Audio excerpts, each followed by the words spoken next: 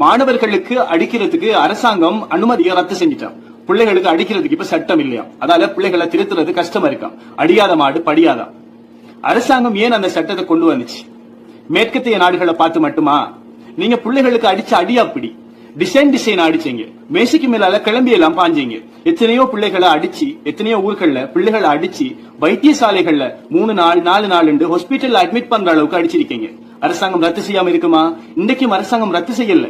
பிள்ளைகளுக்கு அடிக்கிறதுக்கு ஒரு அளவு நிர்ணயிச்சிருக்கு. இந்த தோளுக்கு மேல கம்ப தூக்கி அடிக்காதீங்க, தோளுக்கு பணிச்சு அடிங்க, பிள்ளைகளை சிறைச்சாலை கைதிகள் மாதிரி கண்டிக்காதீங்க, பிள்ளைகள் திருந்தோணும்னு சொல்லி தண்டிங்கன்னு சொல்லிருக்கு. பாடசாலைக்கு வர பிள்ளைகள் எல்லாமே நல்லொழுக்கத்தோடையும், பாக்குறதுக்கு நல்ல தோற்றத்தோடையும், நல்ல குடும்ப பின்னணியோடையும், படித்த பெற்றோர்களுக்கு பிறந்த பிள்ளைகளாகவும் வர வேண்டும் என்று சொன்னால் அந்த பாடசாலை தேவையில்லை. அப்படி ஒரு பாடசாலை தேவையில்லை. பாடசாலை என்பது எந்த சூழலில் இருந்து, எப்படியான குடும்பத்தில், எப்படி கீழ்த்தரமான குடும்பத்தில் இருந்து ஒரு மாணவன் வந்தாலும் அவனை எதிர்காலத்திற்கு இந்த நாட்டுக்கு ஒரு நட்பிரஜையாக மாற்றி கொடுப்பது பாடசாலை சமூகத்தின் கடமை. அப்படி செய்ய இயலாம போனா அது ஒரு சிறந்த ஆசிரியருக்கு அழகும் இல்லை, அதே போல அது ஒரு சிறந்த பாடசாலை சூழலும் இல்லை. இன்னும் ஒரு சில ஆட்களுக்கு ஒரு சில பிள்ளைகளை கண்டாலே பிடிக்காது, காரணமே இல்லாம சும்மா பிடிக்காது. அதுல பின்னணி என்னன்னு போய் பார்த்தா அந்த பிள்ளைட பெற்றோர்கள்ல, அப்படி இல்லாட்டி அந்த பிள்ளைட குடும்பத்துல யாருனான ஒரு ஆளுக்கு இந்த ஆசிரியரோட பிரச்சனை இருக்கு. அந்த கோவத்தை இந்த அப்பாவி பிள்ளைகளை காட்டுவாரு, அந்த பிள்ளைட எதிர்காலத்தோட விளையாடுவாரு, மற்ற பிள்ளைகளுக்கு முன்னுக்கு மானவங்கப்படுத்துவாரு, மரியாதை இல்லாம பேசுவாரு. நான் தெரியாம தான் கேட்க, ஒரு வாழைப்பழ கடை வச்சுக்கிற ஆள்ல மகன் டாக்டர் ஆக கூடாதா? இல்ல ஒரு கஷ்டப்படுற ஒரு குடிகாரண்ட மகன் ஒரு இன்ஜினியர் ஆக கூடாதா? டாக்டர், இன்ஜினியர், லாயர்ஸ் இப்படிப்பட்ட நல்ல துறைகள் இருக்கிற பிள்ளைகளை எத்தனையோ ஆசிரியர்கள் மதிக்கீங்க. வாங்க இருங்க, நீங்க டாக்டர் மகனா, நீங்க இன்ஜினியர் மகனான்னு மரியாதை கொடுக்கீங்க.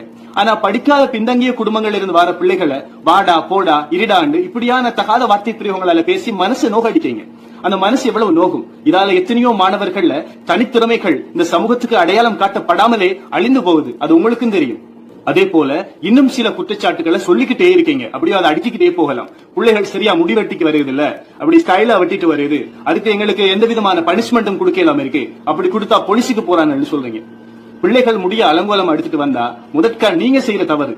அந்த வகுப்புல கொஞ்சம் பெண் பிள்ளைகள் இருந்தா, கொஞ்சம் பெண் மாணவிகள் இருந்தா, அதுக்கு முன்னுக்கு நீங்க படம் காட்டுறதுக்கு அந்த பிள்ளைகள் அந்த ஆண் மாணவனை எழுப்பி அவமானப்படுத்துறீங்க. எல்லாருக்கும் முன்னுக்கு உன்ன தலையேன் இப்படி இருக்கி, உன்ன தலையேன் அப்படி இருக்கி, எத்தனையோ மிருகங்களை உதாரணத்துக்கு காட்டுறீங்க. அதற்கு பிறகு அவன் மானவங்கப்படுத்தப்பட்டு அடுத்த நாள் பாடசாலைக்கு வாரதில்லை, 2-3 நாட்கள் வாரதில்லை. அவனை ஒரு ஜோக்கர் ஆக்கி நீங்க ஹீரோ ஆகுறீங்க. அதனால என்ன நடக்குது? எதிர்காலத்துல உங்களை ஜோக்கர் ஆக்கி அவன் வில்லனா வாரான். இந்த செயற்பாடுகள் ஒரு சில இடங்கள்ல உங்களுக்கு தெரியாமலே நீங்க கொடுக்கிற உளவியல் தாக்கங்கள். அதே போல இந்த ஆடை அணிகள், அவனை தனிய கூப்பிட்டு ஒழுக்கமா இப்படி ஆடை அணியாத, இப்படி முடி வைக்காத, இது உன்ன எதிர்காலத்துக்கு உகந்ததல்ல, உன்ன கல்வி சீர்கட்டுக்கு போயிட்டு இருக்கு, உன்ன குடும்பம் உன்னை கஷ்டப்பட்டு படிக்க வைக்குது, நீ நல்லா படிச்சா உன் எதிர்காலம் எப்படி இருக்குன்னு அன்பா ஒரு ஊக்கப்படுத்தி சொன்னீங்கன்னு சொன்னா நாளைக்கு அவன் மட்டும் இல்ல, அவன் தம்பி, அவன் நானா எல்லாரையும் குடும்பத்தோட கடைக்கு கூட்டிட்டு போய் முடி வைக்கும். அதே போல இன்னும் ஒரு முக்கியமான விடயம் பல பாடசாலைகளில் நடக்கக்கூடியது, இந்த பாடசாலை பருவத்தில் வரக்கூடிய புத்தி இல்லாத காதல், லவ். ஒரு ஆம்பளை பிள்ளையும் ஒரு பொம்பளை பிள்ளையும் ஒரு அட்ராக்ஷன்ல அது புத்தி இல்லாம வாரது. அந்த பெண் மாணவிய ஒரு ஆசிரியை, அந்த ஆண் மாணவன ஒரு ஆசிரியர் தனியாக கூட்டிட்டு போய் எதிர்காலத்தை பத்தி எடுத்து சொல்லணும். உங்க குடும்பத்துல மானம் வைத்திரும், உங்களை நம்பி உமா பாப்பா படிக்க அனுப்புறாங்க, நீ நல்லா படிச்சு நல்ல ஒரு இடத்துக்கு வந்தா என்ன சொன்னா இதெல்லாம் உன்னை தானா தேடி வரும், இதெல்லாம் ஒரு பொய் வாழ்க்கை, இது புத்தி இல்லாம வாரது. இந்த அழகா நிதானமா தன்னை பிள்ளைக்கு செல்ற மாதிரி புத்தி சொல்லணும். எடுத்து நடப்பாங்க, அதை திரும்பி செய்ய மாட்டாங்க, நம்புங்க. ஆனா நீங்க கேவலப்படுத்தி ஸ்டாஃப் ரூமுக்குள்ள அந்த பிள்ளைய பத்தி கதைச்சு, ஸ்டாஃப் ரூமுக்குள்ள அந்த பொடியினை பத்தி கதைச்சு, அந்த குடும்பம் யாருன்னு விசாரிச்சு, அந்த பெற்றோர்கள பின்னரங்கள்ல கூட கிரவுண்ட்ஸுக்குள்ள அதுக்குள்ள இதுக்குள்ள எல்லாம் கூடிக்கிட்டு அந்த பொடியனையும் அந்த பிள்ளையையும் பத்தி கதைச்சு, அந்த பிள்ளைகள மனசுல இருந்த ஆரம்ப கட்ட சிந்தனையாவது பெரிய ஒரு விபச்சாரத்துக்கு கொண்டு போற மாதிரி வச்சு, அந்த குடும்பத்தை பாடசாலைக்கு எடுப்பிச்சு, அந்த உமாவை அவமானப்படுத்தி, அந்த பாப்பாவை அவமானப்படுத்தி, 2 பேருக்கும் லெட்டர் எழுதி சைன் எடுத்து என்ன நடக்குது? இதுக்கு பிறகு உனக்கு படிப்பு தேவையில்லை, அந்த பிள்ளையோட பதிவை வெட்டி வீட்டை கூட்டிட்டு போறாங்க. அதே மாதிரி அந்த ஆண் மாணவன் இத்தனை அவமானங்களுக்கு பிறகு நாம படிக்க தேவையில்லை, நீங்க நான் வேலைக்கு போறான், 2 பேரை கல்வியை நாசமாக்கிட்டு நீங்க வெண்டுட்டேன்னு சொல்லி தலைநி வந்து நடக்கீங்க. அந்த பதுவா உங்களோட வாழ்க்கையில எந்த ஒரு காலகட்டத்திலையும் உங்களை வந்து சேரும், உங்களோட பிள்ளைகளை வந்து சேரும். இன்னொருத்தன பிள்ளைகளோட விளையாடாதீங்க. நீங்க பிள்ளைகளுக்கு அடிக்கிறது, நீங்க பிள்ளைகளுக்கு தண்டிக்கிறது, இதெல்லாம் அடுத்த வந்த பிள்ளைகளுக்கு. உங்களோட சொந்த பிள்ளைகளுக்கு நீங்க அப்படி செய்ய மாட்டீங்க. எத்தனை பெரிய தவறுகளை செஞ்சாலும் அதை மூடி மறைக்கீங்க, காசை வச்சு மூடி மறைக்கீங்க, உங்களோட குடும்ப பின்னணியை வச்சு மூடி மறைக்கீங்க. அது மட்டுமா, எத்தனையோ பின்தங்கிய பாடசாலைகளில் பின்தங்கிய மாணவர்கள் கல்விக்காக இயங்கும் பாடசாலைகளில் ஒரு சில ஆசிரியர்கள் உங்களோட சொந்த வியாபாரங்களை தொலைபேசியில வச்சு பேசிக்கிட்டே இருக்கீங்க.